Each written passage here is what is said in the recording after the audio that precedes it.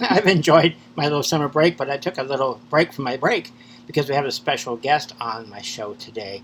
You're going to love this. It's Byron Sounders. He's working with Connie Koepfinger and Joe Izen on a project there in New York, and I know you want to hear about it, so let's go ahead and introduce Byron. Hi, Byron. Hello, Rachel Love. How are you? I'm good. It's so good to have you here, and Thank you. Kind of funny. I had to get out my swimsuit because it's summer here. I'm in the pool, here, hanging out in Florida, enjoying my vacation. But we didn't want to miss this opportunity. So tell me, Byron, what are you up to? What are you working on? Well, I'm the stage manager for this wonderful production that Connie Koepfinger and Joe Izen have written as a collaborative effort. It's a beautiful Irish musical entitled The Eve of Beltane. And it's whimsical, it's magical, the music is wonderful. Joe Izen is very, very good. Yes. And so Connie and I have been working together for the last year and a half, and she and I kind of just hit it off because of the kind of mutual rationale about life and how, as artists, we have an opportunity to bring magic to life and using our art form to kind of reckon some of the wrongs that are going on in our world today. And, you know, it's nice to have a piece that's based in mythology somewhat.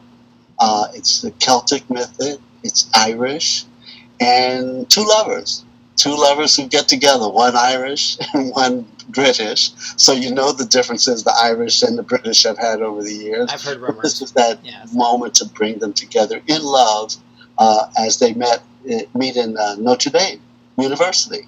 Well, so how in the world did you meet Connie in the first place?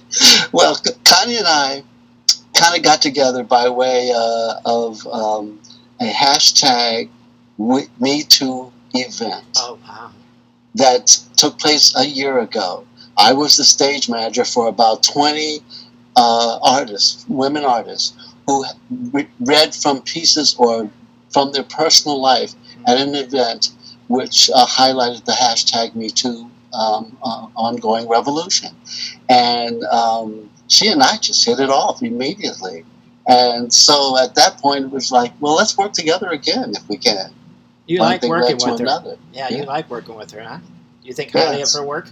I can tell by your smile. She's a good writer. And that's the thing I really enjoyed about her piece that she did for the hashtag Me Too event, because it dealt directly. It didn't try to color anything. It was, you know, as you know, Connie, she's that kind of a writer where she takes a moment in time, real time, not fantasy. You know, sometimes we get caught up in virtual reality and forget that reality happens to be somewhat even more challenging.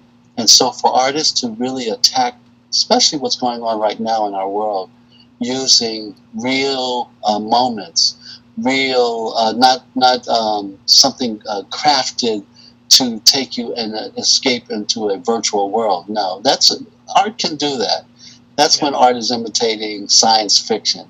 But art has a way of imitating life, and life imitating art. So as artists like yourself, you know, we have a platform, you have this radio program, which allows us as artists to talk about the real things that we are engaging in our world. That's what Connie and Joe have done. Yes. And it's Connie tends to be highly focused, and she doesn't allow gender, she doesn't allow race, even nations to come in between. It's kind of a universal thing. I've really enjoyed working with her. So speaking of that, and she has other projects that she and I are going to collaborate on, which I guess is as a result of our mutual interest about life itself. And so I like being able to work with artists who understand that we have a moral compass and a code of ethics to really bring forward some of the issues that we are all engaged in globally, and how do we address them? How can we change the world, Rachel? We do have an obligation to do so. And you do it with what you guys are doing right now, which because we have such a short, limited amount of time. Tell me about this upcoming event with Eve Of Beltane. What's going on? August, we go into rehearsal August 5th. This is a Broadway Bound Festival. So these are projects that have great potential, and as they say, has moss underneath it, that actually has a chance to pick up an investor and hopefully take it to the next level. And so this Broadway Bound Festival gives us a platform in which we bring together a great group of talent, Broadway talent. Cailín Heffernan is our director. Uh-huh. She is a Broadway person. We have a great cast of artists. Henry's name is, so I can make sure that I get this correctly, because these are new people that I'm working with, and I'm really enjoying the quality of the talent.